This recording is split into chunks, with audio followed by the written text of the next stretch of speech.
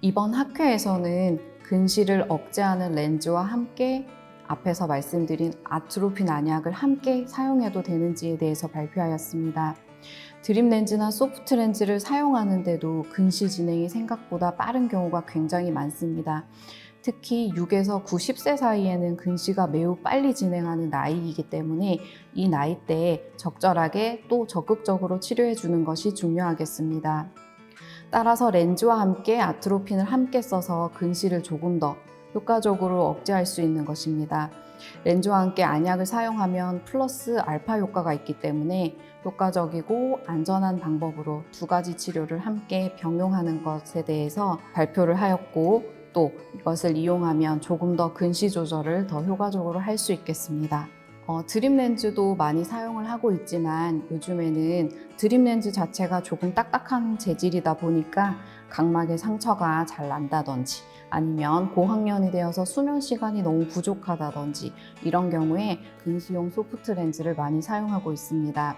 실제로 근시 진행을 낮추는 효과가 40에서 60% 정도 있기 때문에 고학년이면서 앞에 문제가 발생할 경우에는 드립 렌즈에서 마이사이트라고 소프트 렌즈가 있는데 그것으로 많이 변환을 하기도 하고, 처음부터 근시 억제 소프트 렌즈를 원하면 약간 어린 나이라도 충분히 착용할 수가 있기 때문에 빨리 시작을 하고 있습니다. 하루에 10시간 정도 착용하는 것이 적당한데요. 워낙 편하다 보니까 10시간 이상씩 착용하는 경우도 있는데 하루에 약 10시간 정도 착용하는 것이 좋고 일주일에 한 번 정도는 휴식하는 것이 좋겠습니다. 이 렌즈 같은 경우에는 일회용이기 때문에 한 번 사용하고 버리게 되어서 조금 더 위생적이라고 볼 수 있겠습니다. 모든 렌즈가 마찬가지겠지만 관리가 중요합니다. 드립 렌즈 같은 경우에는 낮에 끼지 않을 때 보관을 하게 되는데요. 세척액이나 보관액 등을 잘 관리해 주는 것이 좋겠습니다. 세척을 할 때에는 매일매일 해주는 것이 좋고, 만약에 여행이나 시험 공부 등으로 며칠 착용하지 못할 때라도 용액은 계속해서 바꾸어주고 가능하면 세척도 해주는 것이 좋겠습니다. 앞서 말씀드린 대로 소프트 렌즈는 일회용이지만 일단은 낮에 착용하기 때문에 아이들이 편해서 잘 모르고 밤늦게까지 착용하는 경우가 있는데요.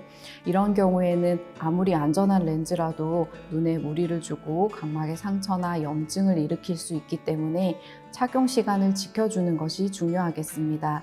또한 아트로핀 점안을 할 때에도 말씀드린 것처럼 까만 동자에 떨어뜨리기보다는 흰자라든지 눈 안의 공간 쪽으로 떨어뜨려서 각막 보호를 최대한 해주는 것이 좋겠습니다. 앞에 영상에서 언급한 것처럼 아이들은 근시 진행이 예전보다 굉장히 빠른 편입니다. 실제로 6세부터 빠르게 나빠질 수 있기 때문에 최종적으로 성인이 되었을 때 예전 시대보다는 눈이 더 많이 나빠져서 마무리되는 경우가 많을 수 있겠습니다. 나중에 근시가 마무리되고 성인이 되었을 때 여러 가지 방법들을 선택할 수 있는데요. 드립 렌즈가 편하신 분들은 성인이 되어도 계속 착용하는 경우가 있고, 소프트 렌즈로 가는 경우가 있고, 또한 굴절 수술을 선택하는 경우가 있을 수 있습니다. 굴절 수술을 할 때에는 근시 도수에 따라서 각막을 깎는 양이 결정이 되는데, 너무 근시가 높은 경우에는 내가 다른 수술을 선택하고 싶어도 선택지가 줄어들 수 있기 때문에 최대한 근시를 억제하여 주는 것이 좋고, 또한 근시가 많이 진행되어서 고도 근시라든지 너무 높아지게 되면 그에 따라서 눈 뒤의 신경, 망막이라고 하는 곳에 문제도 많이 생기게 됩니다. 근시가 많아지게 되면 눈알 자체의 길이가 길어지면서 망막 박리라든지 근시로 인한 망막 병증이라든지 망막 쪽에도 병이 생길 수 있기 때문에 어릴 때부터 근시를 잘 관리해줘서 이러한 관련된 근시로 인한 망막 병들이 생기지 않도록 조절해 주는 것이 좋겠습니다. 처방을 내는 것도 중요하지만 실제로 근시가 잘 조절되고 있는지 면밀히 살펴보는 것도 중요합니다. 처방 후 렌즈가 잘 맞는지, 그리고 부작용이 없는지 살피고 조절이 잘 되지 않는 경우, 드림렌즈나 소프트렌즈나 아트로핀을 사용해도 근시가 너무 빨리 진행되는 경우에는 어떻게 할 것인지에 대해서 경험을 토대로 진료를 볼 수 있겠습니다. 처방만 한번 내리고 마무리되는 치료가 아니라 앞으로 이러한 처방을 내린 치료를 잘 따랐을 때 근시 진행이 잘 조절되는지, 부작용이 생겼을 때는 어떻게 도와줄 수 있을 것인지를 잘 알 수 있을 것입니다. 또한 아이들은 생각보다도 눈이 잘 안 보여도 표현을 잘 안 하는 경우가 많습니다.